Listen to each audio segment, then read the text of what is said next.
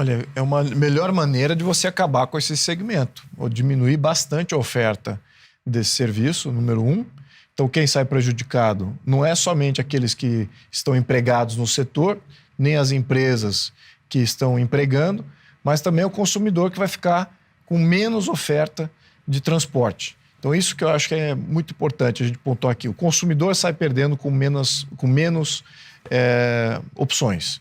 Segundo ponto, o governo acha que vai arrecadar mais, mas isso que é a bandeira vermelha aqui, né? Porque o governo não sabe o que ele está falando, né? Nessa sanha de querer arrecadar de um segmento que, no fundo, são agências. Vamos lembrar, todos esses aplicativos de transporte, eles não são donos dos carros, não são donos da oferta do produto. Eles também não são donos da demanda. Uhum. Eles só organizam ali. Eles são agenciadores. É a mesma coisa que você pedir para uma agência de turismo começar a ter alguns direitos trabalhistas ou na oferta ou na demanda daquele produto de agência. Não tem cabimento nenhum. Ou seja, você verticalizar uma agência. Não é essa a função da agência. A agência pega, juntar da melhor maneira eficiente a oferta com a demanda. Isso eles fazem muito bem. No minuto que você vincula a agência com a oferta, ou seja, ele sendo o motorista, isso transformou, não é mais uma agência, virou praticamente uma empresa de transportes. Uhum. E acho que aí, nessa dinâmica de empresa de transportes, acho que muitas delas não vão conseguir sobreviver. E, em função disso, a arrecadação que eles esperam desse segmento vai ser muito pífia. É quase que...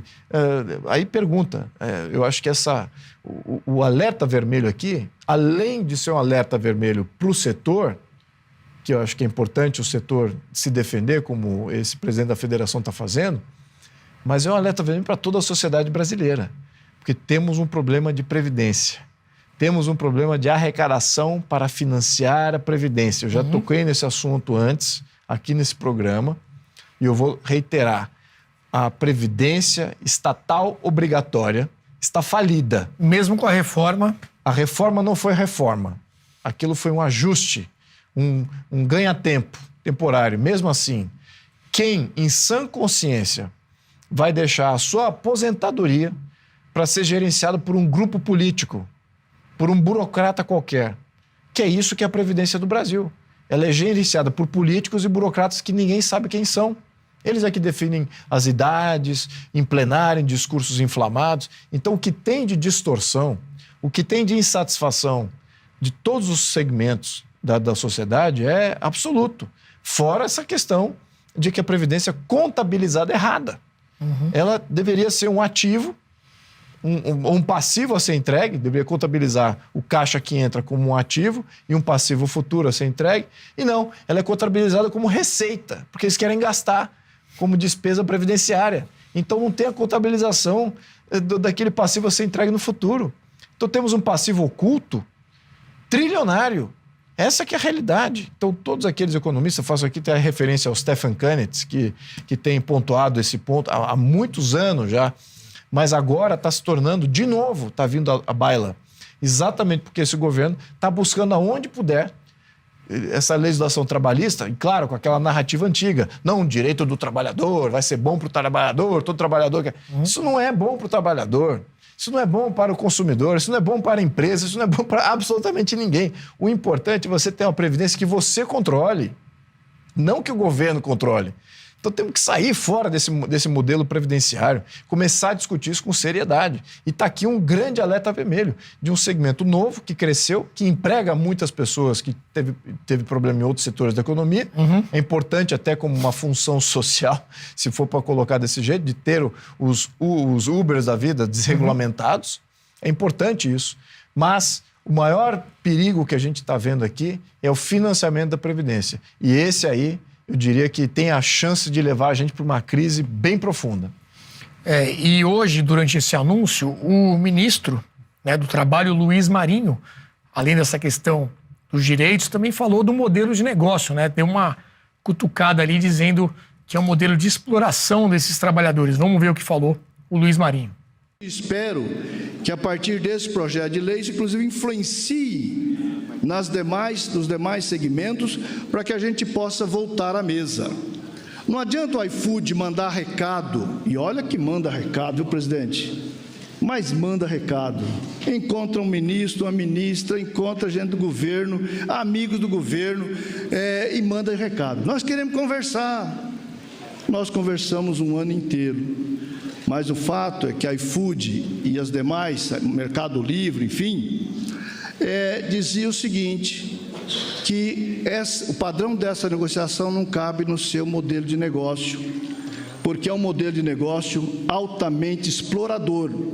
É preciso que essas plataformas também cheguem no real e possa sentar para conversar, sim, mas saber que nós precisaremos estabelecer padrão remuneratório que ofereça a condição de cidadania, condição de vida digna a esses trabalhadores e trabalhadoras, como estamos fazendo aqui.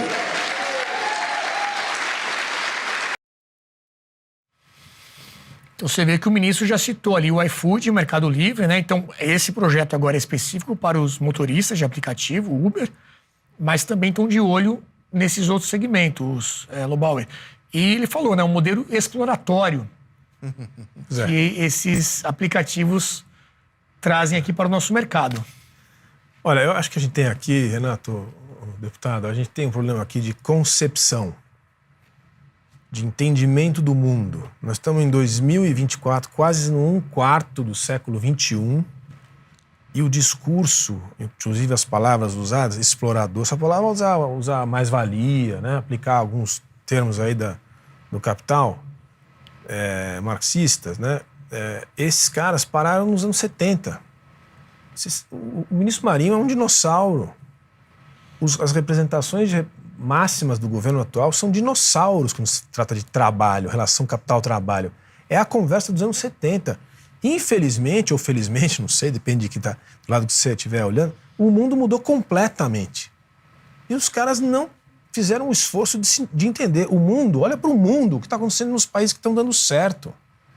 Então, assim, não está satisfeito com o trabalho numa empresa como essa? Vai procurar outro. Não é assim? Mercado livre, aspas, né? Não é uma empresa, mas o mercado é livre. E é disso que se trata. A criação de riqueza vem justamente desse dinamismo, dessa realidade. E não dos direitos adquiridos da carteirinha de trabalho registrada.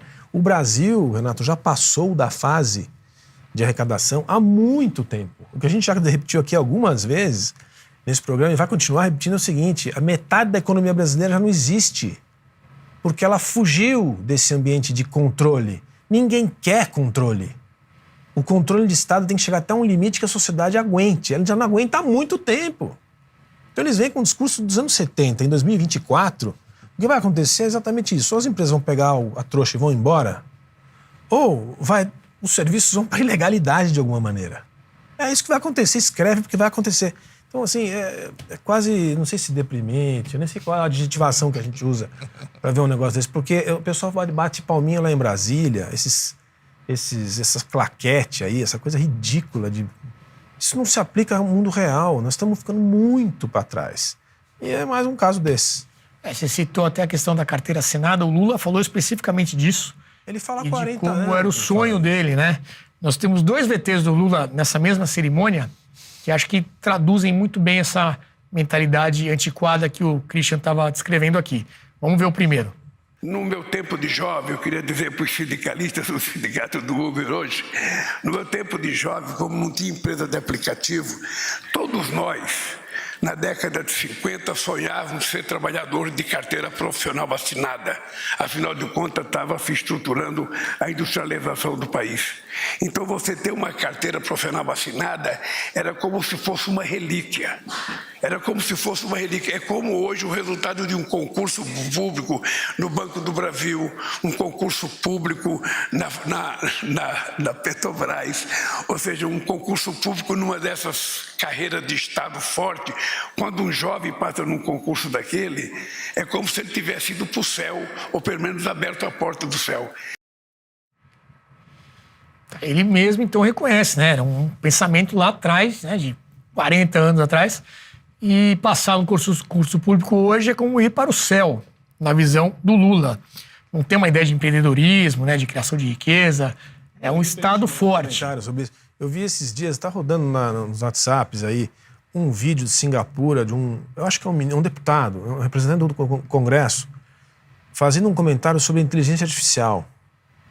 Assim, como é que o país está se adaptando, já se adequando à realidade da inteligência artificial. Fala inteligência artificial nessa reunião, aí vai perguntar o que é isso. É um contraste muito grande, né? Posso até fazer uma referência aqui, uma experiência que eu tive em uma das palestras que eu fiz numa escola aqui em São Paulo, e eu notei que a escola tinha uma tendência muito óbvia. Escola, estou falando de ensino básico mesmo, e havia lá os professores, reitor, tudo doutrinador, e aí eu senti que era esse a pegada ali dos estudantes. Aí eu perguntei assim para todos, quantos, faixa etária de 14, 15, 16, ou seja, ainda não em idade de vestibular, mas chegando lá.